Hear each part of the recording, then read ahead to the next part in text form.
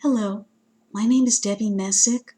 I'm a library associate at the Hurlock branch of Dorchester County Library in Maryland, and I lead Storytime there. I was looking for stories to mark the anniversary of the sad events of September 11th that would be suitable for young children and that would gently inform them of the events that had occurred without alarming them or frightening them. I was fortunate to find such a story, and I'd like to share it with you. The book is called September Roses by Jeanette Winter, an illustrator and writer who lives in New York City and who remembers looking out her window that day while she was sitting at her drawing board and seeing the plumes of smoke rise into the air. A few days after that terrible morning, Miss Winters wandered down to Union Square, where a lot of the memorials were being raised, notes and letters and flowers and flags, and a man told her this true story. She went back the following spring and she prepared this book, which was the way she envisioned the true story occurring.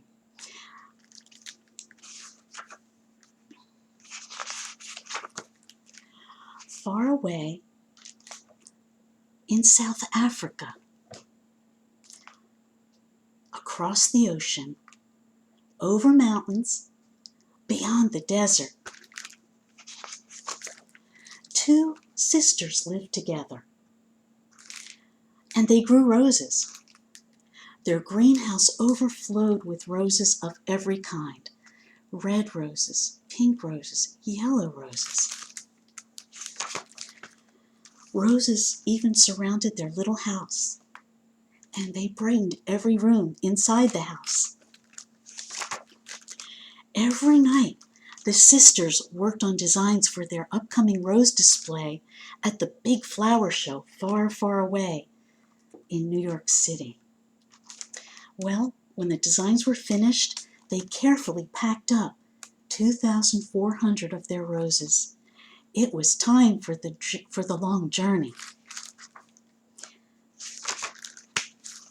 High in the air, the two sisters sat dreaming of their roses, of the wonderful flower show that awaited. Suddenly, as we all know, on that terrible day, the sky turned black.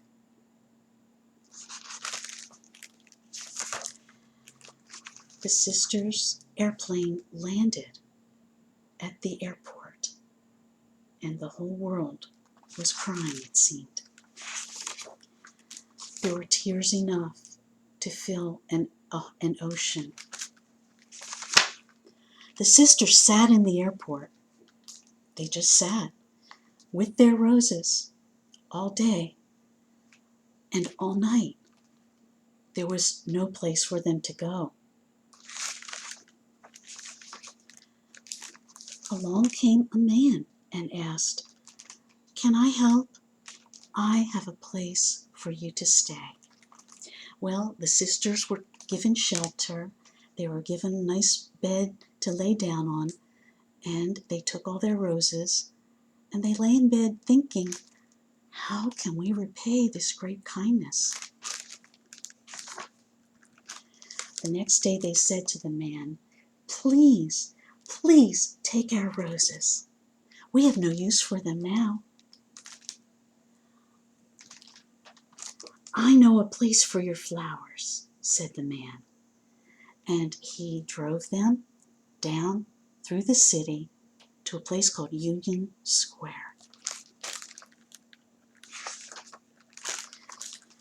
At Union Square, there were many people around. Sad people, searching people, and candles, and flags, and notes. And the man said, "Here is where your roses are needed. The sisters knew just what to do. So, guess what? They started designing again. They found an empty space on the grass, and they set to work. They placed one rose next to the other. Their hands moved quickly, and the grass was soon covered with all the flowers. The sisters stepped back and looked at the design they'd created. And there lay the fallen twin towers, made up of beautiful roses.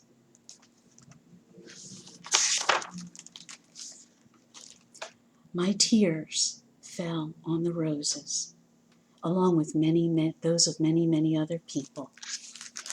And the author, Miss Winters, said the two women, she investigated, explored, and learned the true story. And it was this: the two women, commercial rose growers in South Africa, did indeed come to New York to attend the Agri-Flowers and Floratech Expo USA, to be held on September 11th, 2001. The flower show, of course, was called off, and the hotels were completely full. The flights home were canceled. They were stranded at LaGuardia Airport with over 2,000 roses. But suddenly the two women were given lodging by members of the First United Methodist Church of Flushing, New York, who had come to the airport to offer shelter to those in need.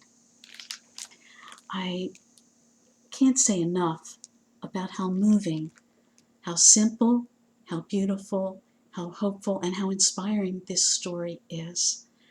I urge you to explore and look for other stories. There are some other wonderful ones about September 11th. This one is called Fireboat, about a little tugboat that's put out of commission, but is called back into service on September 11th.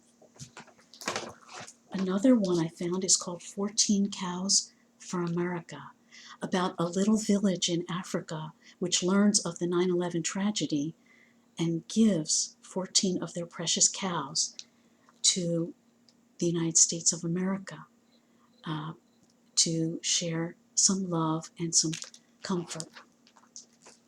Thank you so much.